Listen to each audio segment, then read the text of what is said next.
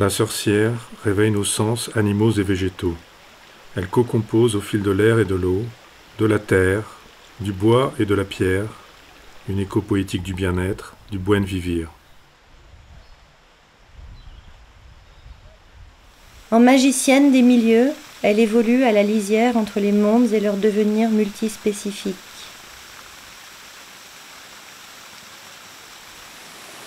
Elle est révélatrice de la texture de la forêt, de ses mutualismes.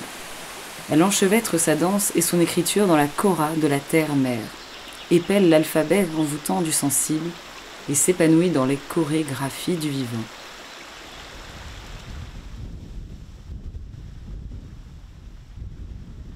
Elle cale son pouls sur celui de la forêt de hêtre.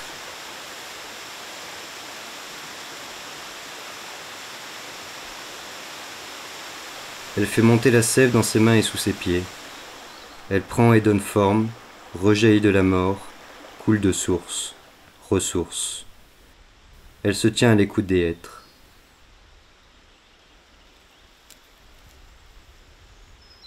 Elle contacte le vivant, qui, en retour, informe sa gestuelle en coévolution.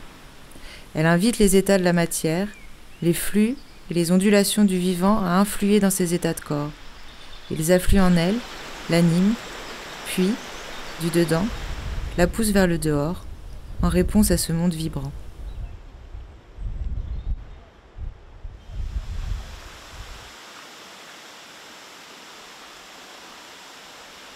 La sorcière entre en résilience.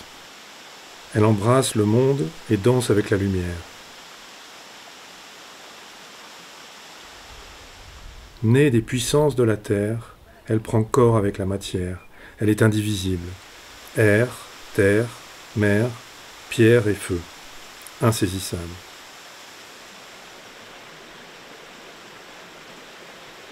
Elle est canal entre le visible et l'invisible. Elle naît du chaos et répond aux lois de la physique quantique.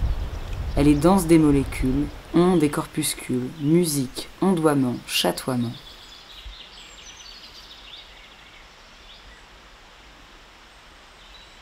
Elle est particule, élément, terre.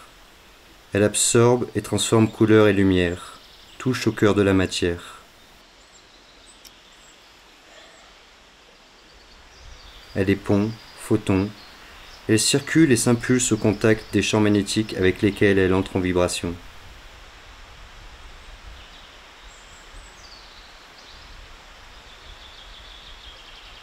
Elle est végétale et animale. Elle est minérale et élémentale. Liminale.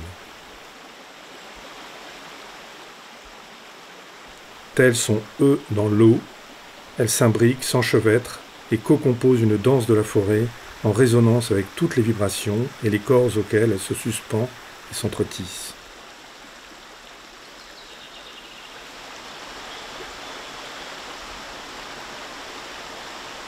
Elle initie à des pratiques liminaires.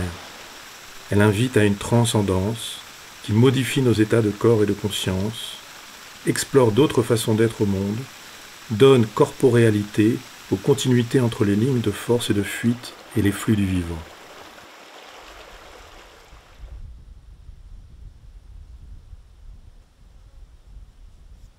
La rencontrer, c'est nécessairement et pour toujours devenir un peu elle un peu nous, infléchir nos parcours et démultiplier nos potentialités respectives.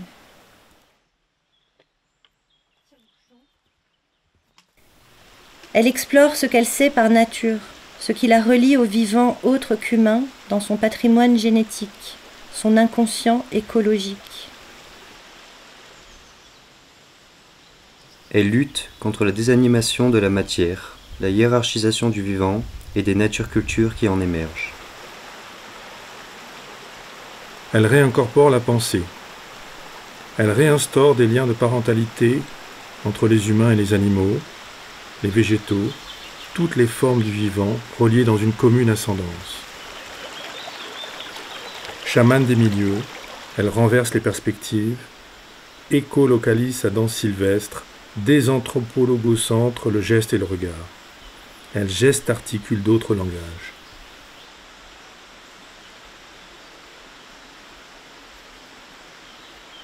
Elle nous intime de relire et relier les lignes supposées séparer un organisme de son environnement, le dehors du dedans, l'animé de l'inanimé. Elle questionne et rénove le regard que nous posons à la fois sur les femmes et les formes du vivant. Elle nous rappelle que rien n'émerge autrement qu'en contact avec un milieu, que tout est coévolution. Alors, dans un corps à corps avec le vivant, sa danse contact fait peau éthique avec la forêt primaire.